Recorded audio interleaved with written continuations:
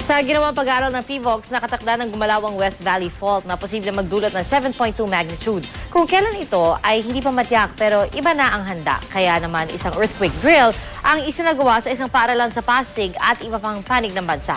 May ulat on the spot si Maki Polito. Maki? Alam mo nga, Pia, ang laging sinasabi ng mga opisyal dito kanina, no? Parang moto, asahan ang di inaasahan at paghandaan ang dapat paghandaan. Ito naman daw kasi ang dahilan kung bakit kailangang isagawa on a regular basis ang mga earthquake at fire drills tulad ng ginawa dito kaninang umaga sa Pasig Central Elementary School, pati na sa maraming iba pang mga eskwelahan sa buong bansa. Kaya ang senaryo kanina, no, Pia, nagkaroon ng malakas na pagyanig habang nasa loob ng mga silid ang mga estudyante. Ang dapat gawin sa ganitong sitwasyon ay pumunta sa ilalim ng lamesa, humawak at doon na palipasin ang pagyanig. Pagkatapos ng pagyanig, saka lang lumabas ng gusali. Kalmado naman yung mga estudyante ang lumabas ng kanilang mga silid, pero habang nakikita yung senaryo ng mga sugatang nire-rescue, ang mga grade 1 hanggang grade 4 na estudyante natakot. Maliban sa nakita mga peking dugo, baka raw kasi magkatotoo yung lindol.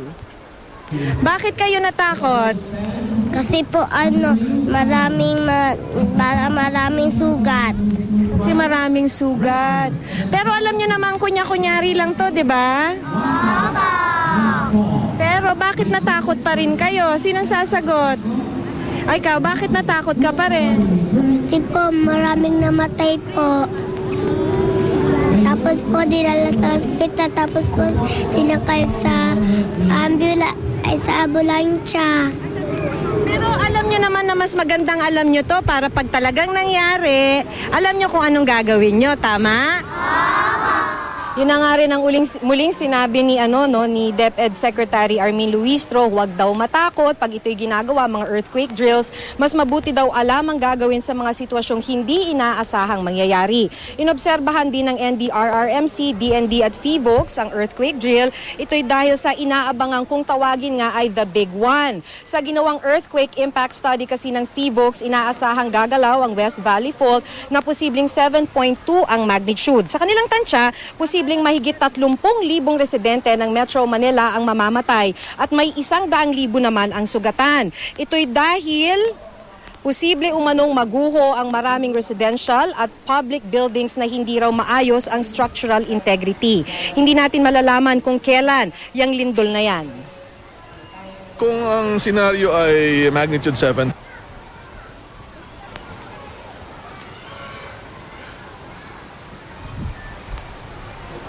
Metro Manila earthquake. Kung kagamitang pang-rescue ang pag-uusapan, aminado ang NDRRMC na kulang pa sa gamit ang gobyerno mula sa pala at bolt cutter hanggang sa mga high-tech na equipment tulad ng mga thermal imaging.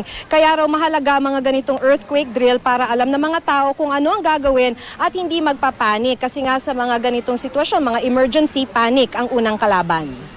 Meron na tayong equipment kulang-kulang, pa isa-isa. Kung hindi kalmado at kanya-kanya yan, yung mag-stampede, mas marami tayong casualty.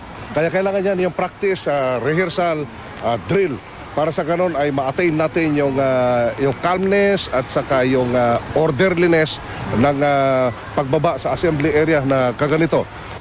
At yan ang pinaka-latest, Pia, mula dito sa Pasig City. Maraming salamat, Maki Polito.